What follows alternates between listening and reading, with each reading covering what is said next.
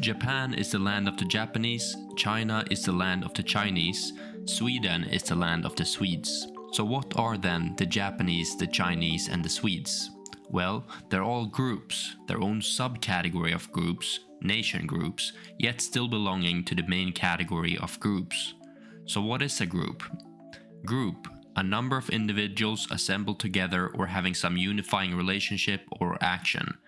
In social psychology and sociology, a fundamental attribute of groups is that there is an in-group and an out-group.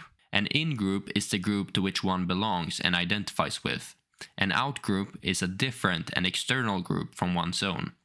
For example, as a man, women as a group are an out-group and men are my in-group. Or in sports, Manchester United is an in-group for its supporters, while FC Barcelona is their out-group. An out-group is therefore any group that one does not belong to, and an in-group is any group that one is a part of. People have several in-groups. One person belongs to several groups of different sizes at any point in their life. A group of friends, a family, a sports team, a company, a political party, a gender, an ethnic group, a religion, and a nation. The more the group members have in common with each other, the stronger the cohesion of the group.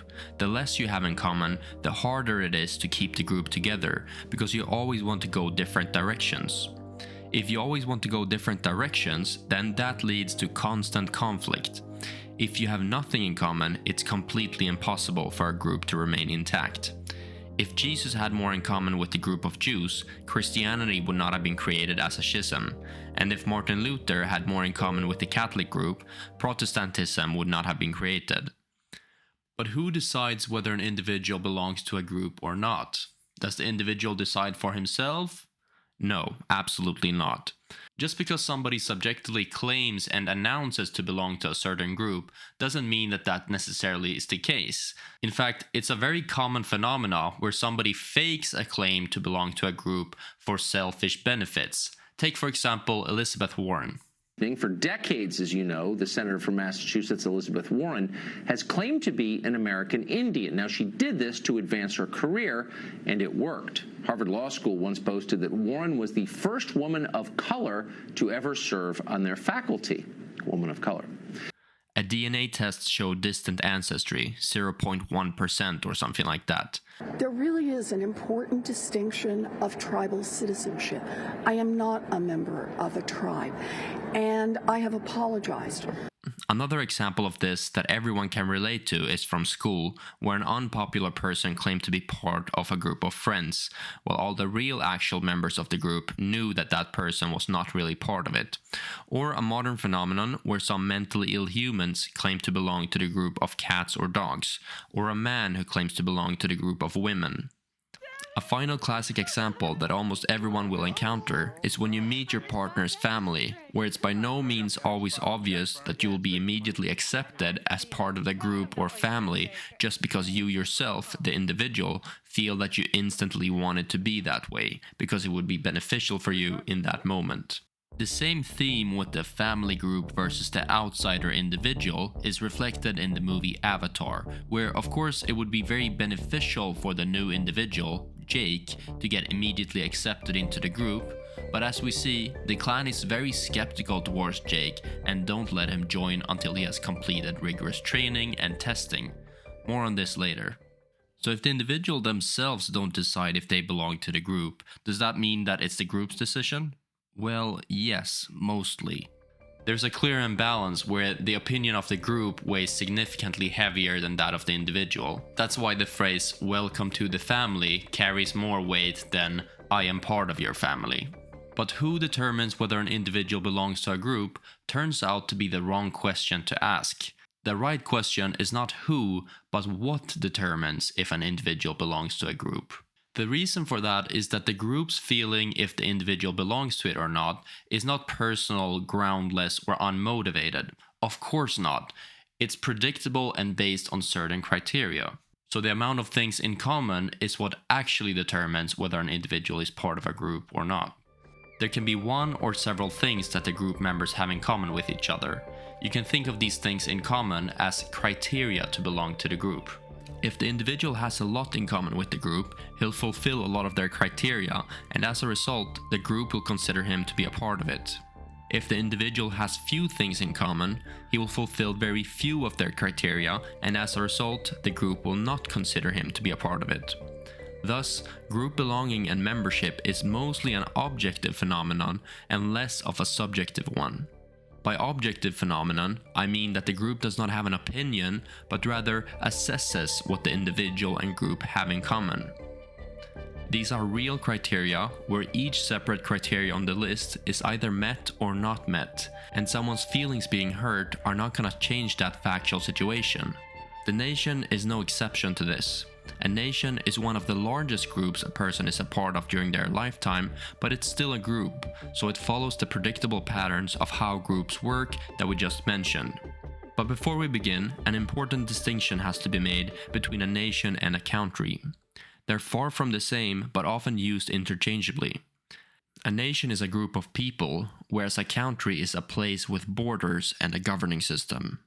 In the same way that a family can exist even if they lose their house, a nation group can exist without a country, like the Kurds, the Romani, or the Jews before Israel. So a country is like the house that the nation lives in and makes their own home. And just like one big house can house several families, a country can house several nations, like the United States, Brazil, or Canada. One family having their own house is preferred by most families over sharing one house with several families. Although, if the family had to share a house with other families, it's safe to say that the less things in common, the more conflicts they would have. One nation having their own country is preferred by most, if not all, nation groups, since, as we have discussed, having too few things in common can lead to constant conflict, since you always want to go different directions. And in the worst case, it can lead to persecution of the weaker group, like we have seen in Sri Lanka and Israel. With the distinction of nation and country cleared out, let's take an example of a nation with the predictable patterns of how groups work. David is from Sweden and wants not only to move to Japan to live in that country, but also to become a part of the Japanese nation group. If David belongs to a nation such as Japan, this is determined according to the previous examples to a very small extent by David's own subjective feelings or opinion on the matter, and to a much greater extent by how much he has in common with the Japanese nation group. In other words, how many of the objective criteria upon which the Japanese will assess him are fulfilled. The relevant question is not if he fulfills one criteria, but rather how many. Anyone can understand that having one of the criteria in common, like speaking Spanish, doesn't mean that one is a part of the nations of Spain, Argentine, or El Salvador. A critical number of criteria have to be met to reach the threshold to be considered part of the nation group. So in other words, it's not enough for David to fly to Japan, live within Japanese borders, and ride their subway to become part of the Japanese nation group, because those things are 1, not fulfilling nearly enough of the criteria, and also 2, are only cherry-picking the easy criteria. What about the difficult criteria to have in common, like being able to speak, write, and read the Japanese language at a native level, or having knowledge of Japanese history and civics, or unspoken norms, values, conduct, or having served in the military, or having a sense of respect for the Japanese people who died to protect it in the past? David is still 95% Swedish if you take into account all of these other criteria that require hard work. Not to mention the impossible criteria for David to ever have in common with the Japanese nation group, like having Japanese ancestors and ethnicity. Whether we want to admit it or not, Japanese ancestors and ethnicity is a thing that the Japanese group has in common. It exists. And in the same way, David can never escape who his grandparents and ancestors were, the legacy they left him, and his ethnicity. David's Swedish ancestors were shaped by the land and climate of Sweden for thousands of years. The Swedish land has shaped who survived there in several ways, mental and physical.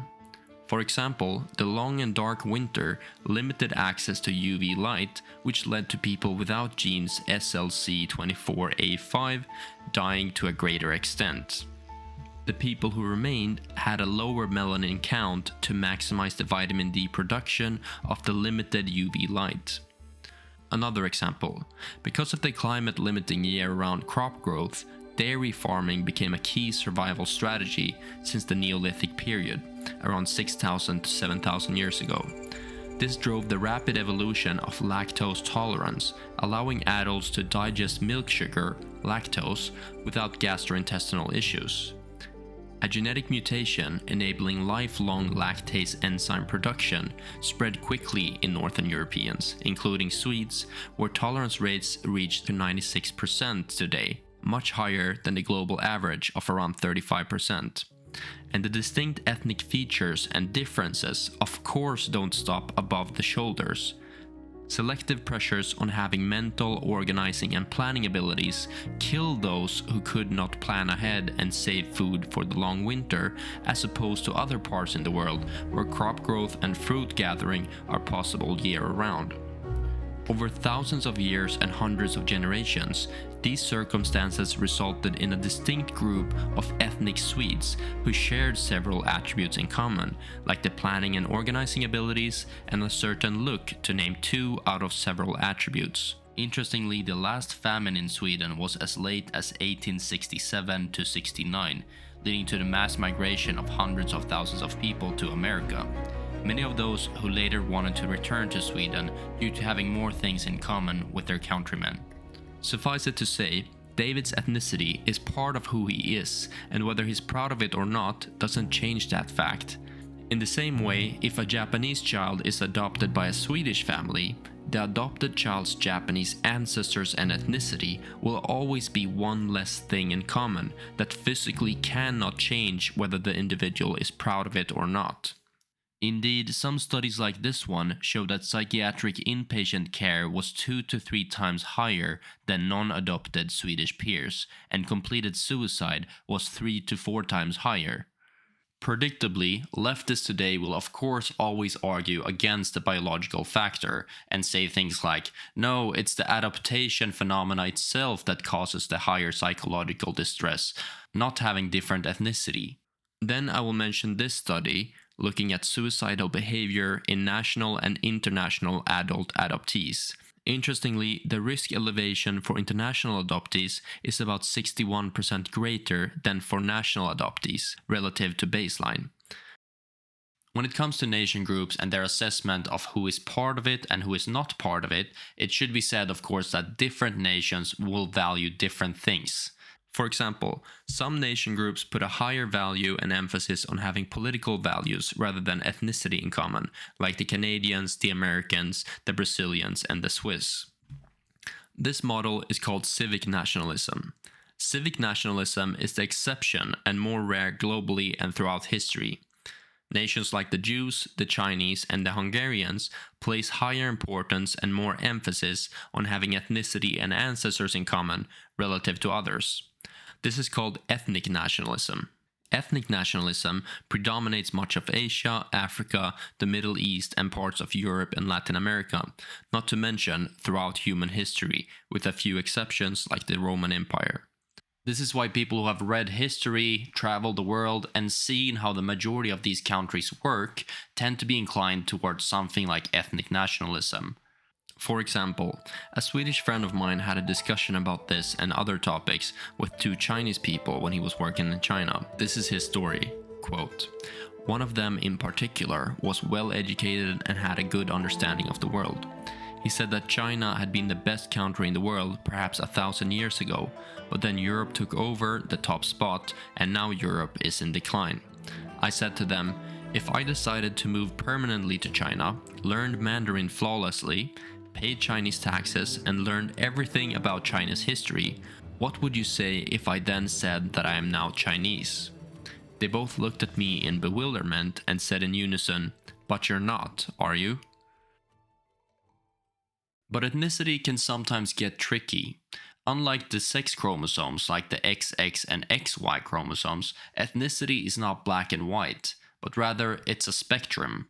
Ethnicity is not ruled by one Swedish, Japanese, or Chinese gene that's either turned off or on, but rather several genes, as we saw with the Swedes, where just the eye color itself has about 10 to 20 genes that influence it, which is why we can talk in terms of percentages, or where someone can be ethnically half or 50% Japanese, or a quarter, 25% Japanese, for example.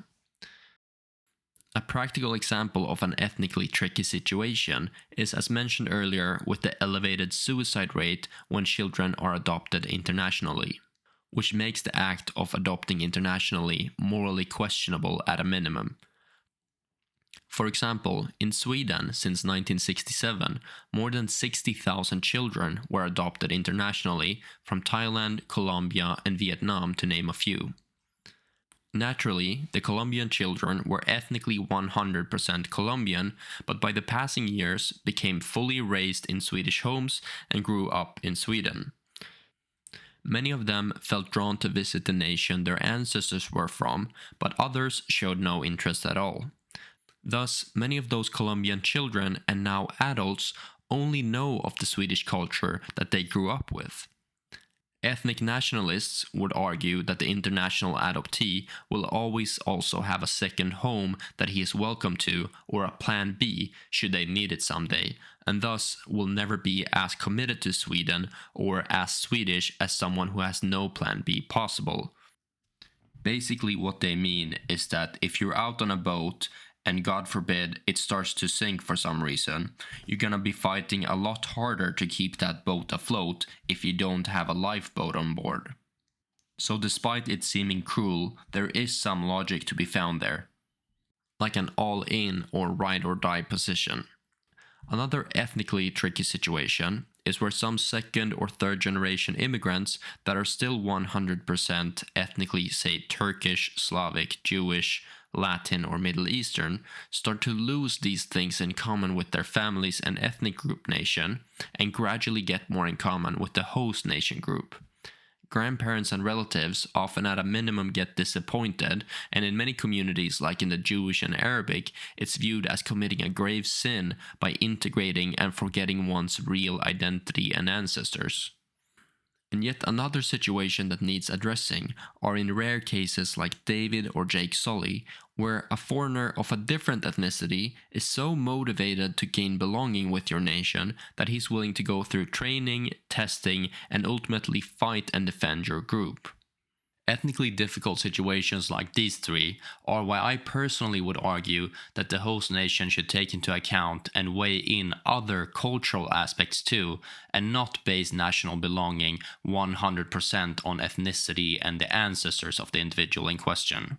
In other words, something in between ethnic nationalism and civic nationalism. I don't neglect the importance of ethnicity, but I also give a chance to people of a different ethnicity to gain belonging should they work hard for it. A good analogy for this that Elon Musk actually used is that just like a computer, every person has hardware and software. You can never change your hardware, but you can decide which software you want to run on it. If you disagree and instead hold the viewpoint that national belonging is either 100% or 0% based on ethnicity, that's fine, then you're simply a pure ethno-nationalist or a pure civic nationalist. However, that means that the rest of the video will not apply to you. But if you agree with me that it's not black and white, then the rest of the video and my conclusions at the end will make more sense to you. So if we continue with my philosophy, and we decrease the ethnicity's importance for determining belonging just a little bit, and give some room to look at other things in common too, how can the Japanese then know what the criteria are that David needs to have in common with them to gain belonging in the first place? This is very important. In order for the Japanese to know if David, the individual, has anything in common with them and filled their criteria, they must first of all know and feel who they themselves are. Otherwise, what are the criteria to become Japanese?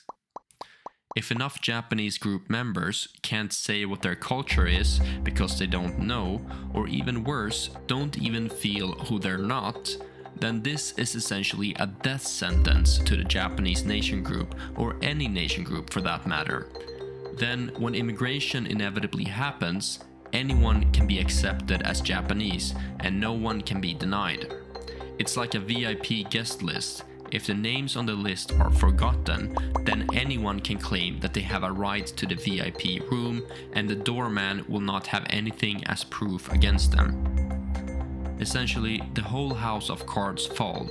Anyone can become Japanese, regardless if they have nothing in common with the original Japanese group. Naturally, the VIP room and its benefits, i.e. Japan and its benefits like good healthcare, gets exploited by people who never should have had access in the first place.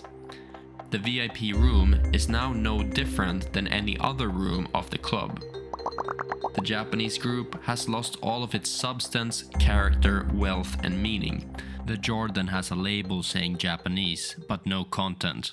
The jar could apparently be filled with anything and still be called Japanese. Let's consider this analogy. If you have a milk carton in your fridge that is half full and that represents the Japanese, and you add some sand, some olive oil, some raspberries representing other nations, do we still call the stuff inside the package milk just because the label says so? Well, no. It's something else now. It's definitely not milk anymore. Though confusingly, the milk is still in there, sharing the space. Can the other ingredients, the olive oil, sand, and raspberries, call themselves milk because they're in the milk package? Well, no, because they don't have enough features of milk and not enough things in common with it. So just because they find themselves in a milk package doesn't make them milk. But remember, if we suppose in this hypothetical example that the Japanese, represented by the milk, have lost their sense of selves in a confusion, so they can't define who they are, and with it, they've lost the possibility to resist getting changed by other nations. The confused milk therefore refers to all the ingredients in the milk package as milk. If the Japanese, or the milk, don't know who they are, their view of themselves will be like an empty slot. So there would be no reason not to mix or get overwritten with the immigrant nation's cultures. So what actually happens in the example is that the milk gets influenced by the other ingredients. The raspberries give the milk a pink color, the sand gives it a muddy taste, and so on. Note, however, that this influence is not always a two-way street and mutual. The sand lays separately in the bottom, the olive oil floats separately on top, and the raspberries mostly remain intact, but some may break apart and mix with the milk. Sharing the milk package or country doesn't necessarily mean mixing. Those are two different things. The sand and olive oil are not becoming influenced by the milk, but are influencing it, one directionally. The raspberries, on the other hand, are not as aware of their national identity and do mix more with the milk. But regarding the sand and olive oil, because these two ingredients or nations know who they are, they reject the influence from the other nations or ingredients because it would change them into something they're not. They reject the influence of the milk and the raspberries that have integrated with it, as well as reject each other. So in other words, only the submissive and identity-confused nations are susceptible to being influenced and changed. And indeed, like sand and olive oil that doesn't mix with the milk even when surrounded and fully submerged in it, there are sand and olive oil nations like that out there in the world. For instance, the Jews, the Romani, and the Kurdish nations have managed not to mix, be influenced, or be absorbed while living together with other nations. Amazingly, despite not having their own countries, these three nation groups have been able to not fully mix and disappear and get their culture and ethnicity overwritten for more than 1,000 years. How did they do it? By doing the opposite of the Japanese in this example and the milk. By knowing very well who they are, i.e. knowing their identity, and by using discipline to resist integration and keeping outsiders out of their distinct in-groups. In practice, this means engaging in cultural traditions such as endogamy, that is, marrying within one's own group, and also getting a cultural and ancestral education from early age. Other traditions that contribute is, as the Jews do, to not encourage conversion, but rather to discourage it. They discourage it by making the process very, very difficult, and in that way, only the truly dedicated get through the training process, which further protects the group from getting diluted. And even if you do manage to convert, there are some restrictions on who within the Jewish community you're allowed to marry. For example, in this interview, most Jews seem to agree that it's not okay for a convert to marry an Orthodox Jew. So why do they put in all of this work and effort to preserve identity, one might ask? Seems a bit silly, no? This is because nations don't preserve themselves automatically. This is in alignment with the laws of physics that rule the universe. The second law of thermodynamics lays out the principle of entropy. It can best be explained by the fact that your room will always automatically become more messy over time, but it will never become cleaner by itself. Work, energy, and effort has to be put in to make it more organized. Meanwhile, destroying something is fast and easy and requires no energy, work, or effort. It just happens over time. As we see with ancient civilizations, the moment someone stops doing the maintenance, things quickly revert back to nature's default state of disorder. And from a philosophical perspective, everything worthwhile having in life takes some effort and energy. So all of these traditions, like education about the nation from an early age, endogamy, and not encouraging conversion, serve as organizing survival mechanisms for the nation. Those traditions are what actually allow for the diversity of nations in the world. But of course, there have been many nations throughout human history that didn't engage in these cultural practices, and as a result, they get disintegrated, absorbed, and had their ethnicity and culture overwritten. This is what's been happening to David's home country and my own, Sweden. It's been able to happen since the majority of the Swedes, after long-term propaganda brainwashing, refused to admit that the Swedes have certain distinct cultural traits and ancestors in common with each other that the rest of the world's people don't have. So the Swedes have for decades now been programmed by school, politicians, and government, quote, "Why not mix culturally and ethnically with immigrants from all over the world? We're all humans and no different from anyone else. Everyone in Sweden can be Swedish and multicultural together. Diversity is our strength," end quote. In this suicidal way that is slowly eradicating the Swedes from the face of the earth, the Swedes insist that anyone can be Swedish just by saying that they are. The individual immigrant himself have been given all the power to decide if he's Swedish. Whether the propaganda has achieved this by instilling fear in the Swedes of being called a racist or misguiding the Swedes into stupidity, I don't know, perhaps both. One thing is for sure though, today's Swedes have next to no real knowledge, understanding, or education about their own history and what their own ancestors were like.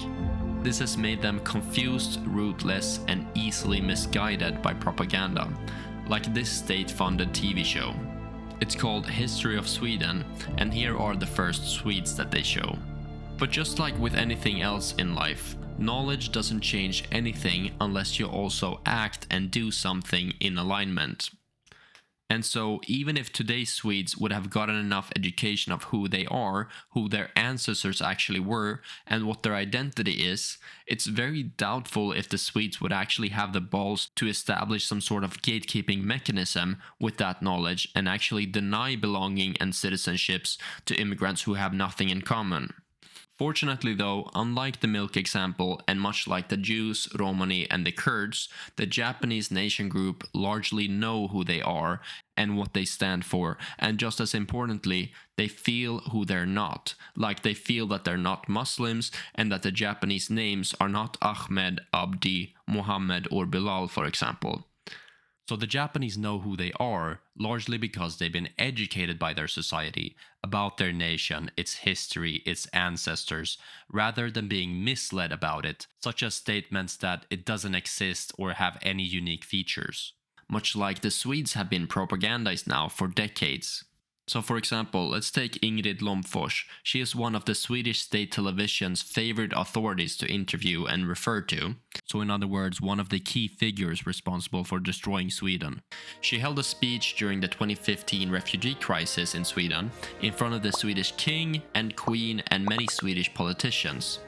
One of her talking points was literally that, quote, "there is no domestic Swedish culture."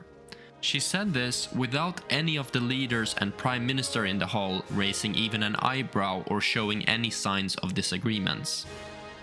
It will go down in history as Sweden's most disappointing and embarrassing moment. Just like the public roads gatekeeping mechanism is the one criteria that you have a valid driver's license, the Japanese not only know who they are, but are also actively acting on it by employing some boundary or gatekeeping mechanism, despite immigrants' feelings occasionally being hurt, just like a non-VIP member will have his feelings slightly hurt if he's not allowed to enter the VIP room. The Japanese know that in order to belong to the Japanese nation group and be a real member, David can't be anybody on Earth. He needs to have the majority of a long list of criteria in common with them. So what's the list? Well, 1. Have Japanese ancestors and Japanese ethnicity. 2. Be grown up in a Japanese family with Japanese traditions and customs. 3. Speak, write and read Japanese fluently. 4. Not have double citizenships or loyalties. 5. Be willing to go to war for Japan and risk your life for the group should the circumstances necessitate it. 6. Care about Japan's future as a nation and a people. 7. Possess and follow Japanese values such as respect for everyone and especially the elderly. 8. Not break Japanese law. 9. Generally prioritize the group over the individual, collectivism. 10. To not be deeply religious. The list goes on and on with perhaps 100 or more criteria and categories, but I think you understand the point. If David does not share the majority of all of these criteria, he cannot be considered Japanese by any objective standard. And this is regardless how David himself feels or how much sushi he eats. Then he's a foreigner in Japan, provided he gets to enter the country in the first place and gets a visa. That these criteria exist, that the Japanese nation group is aware of them and that they are enforced is, as we have discussed, absolutely essential for the continuation of the Japanese nation group's existence. Without which, as we saw with the milk example, the Japanese nation group would mix, have their culture absorbed and overwritten, and ultimately disappear from our world as we know them.